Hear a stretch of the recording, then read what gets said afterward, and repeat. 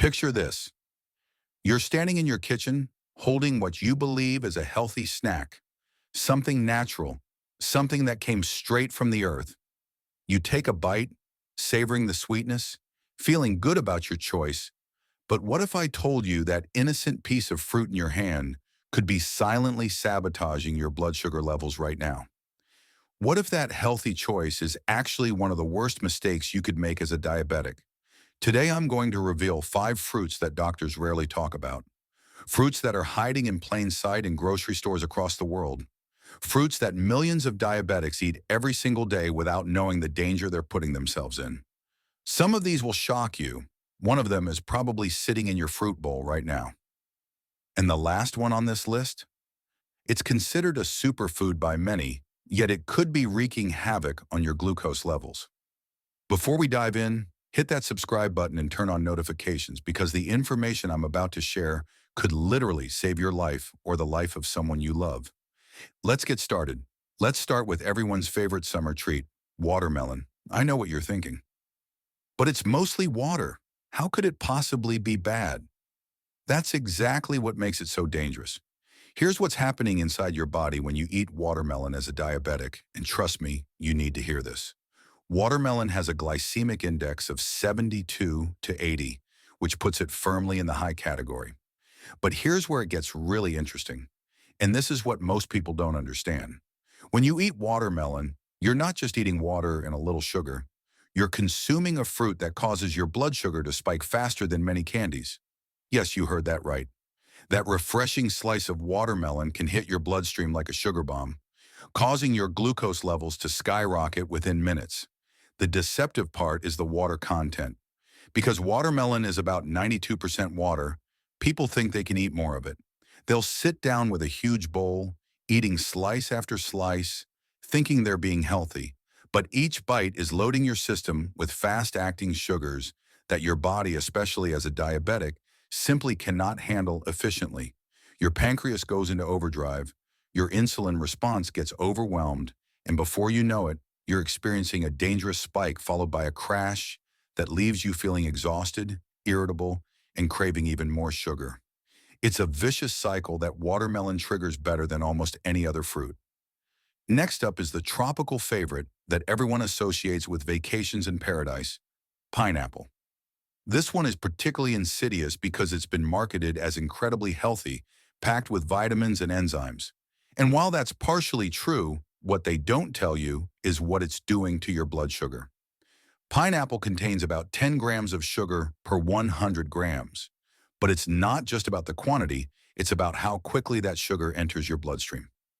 Pineapple has a glycemic index of around 66, which is considered medium to high. But here's the kicker that makes it especially dangerous for diabetics. Pineapple is loaded with simple sugars, primarily fructose and glucose, in a form that your body absorbs almost immediately. Within 15 to 30 minutes of eating pineapple, your blood sugar levels can surge dramatically. What makes this even more concerning is that pineapple is often consumed in larger quantities than people realize. Think about it. When was the last time you ate just one small ring of pineapple? Most people eat several pieces in one sitting, maybe on a pizza, in a smoothie, or straight from the container. Each additional piece multiplies the glycemic impact. And if you're drinking pineapple juice, you might as well be drinking liquid sugar. One glass of pineapple juice can contain the sugar equivalent of 4 to 5 whole fruits, with none of the fiber to slow down absorption. Your body doesn't stand a chance. The insulin resistance that many diabetics already struggle with gets worse with each tropical bite. Let's talk about grapes, those tiny, convenient, pop-them-in-your-mouth fruits that seem so harmless. This might be the most dangerous one on the list precisely because of how innocent they appear. Grapes are the snack that people mindlessly eat while watching TV, working at their desk, or chatting with friends. And that's exactly the problem. 1 cup of grapes contains approximately 23 grams of sugar. 23 grams. That's nearly 6 teaspoons of sugar in just 1 cup. But here's what makes grapes uniquely problematic for diabetics. They have virtually no protein, no fat, and minimal fiber to slow down the absorption of all that sugar. When you eat grapes, you're essentially mainlining glucose directly into your bloodstream.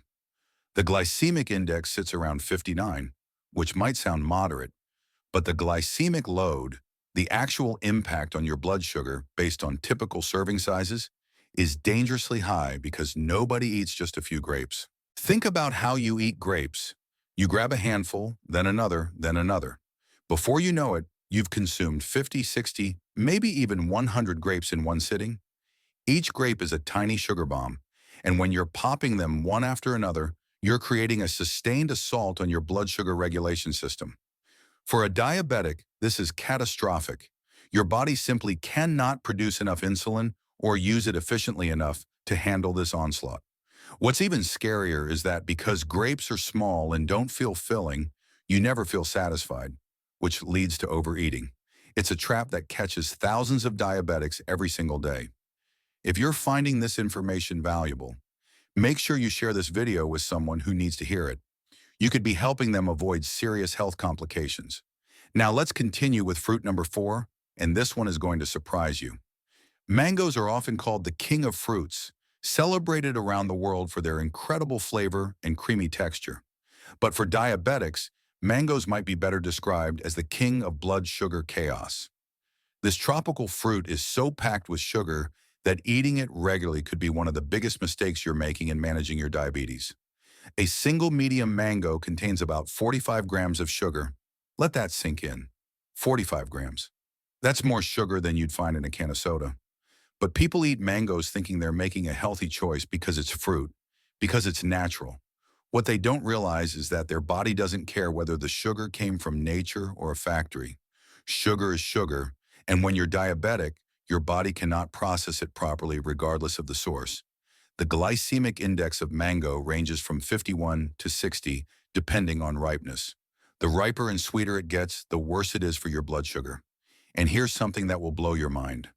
Mangoes are so effective at raising blood sugar that some diabetes researchers actually use them in studies to test how quickly someone's glucose levels can spike.